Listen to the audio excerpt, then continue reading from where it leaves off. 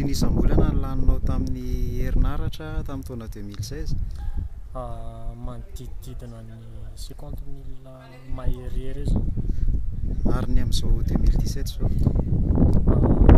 Efa mitombo zavatra ohatran'ny izay koa zany. Ary mampiasa angovava ve ianao? Hatreto no mbola tsy mampiasa.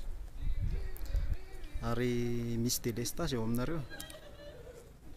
Tsy hoe délestage izy fa le ohatrany hoe misy zavatra amboarina ohatra eny amin'ny manodidididina eny dia indraindray ohatrany hoe tapaka fotsiny ny jirony izy. Ary mety aminao aiza misy anareo? Ambarantsa avaratra tamin'ny mety aminao ve compteur prépayé? Mety amiko ilay izy satria ohatrany hoe forfait ao anatin'iny zany le zavatra le herinaratra ohatrany hoe lany amin'izay ohatrany hoe tsy betsaka loatra na hoe kely loatra izy fa mba limité le amin'izy. Inona ary ny vahaolana rosinao mahakasika ny olana amin'ny herinaratra eto Madagasikara? Vahaolana fakana angovo ohatrany hoe naturel zany ohatrany hoe panneau solaire, éolienne rehefa zavatra naturel fotsiny.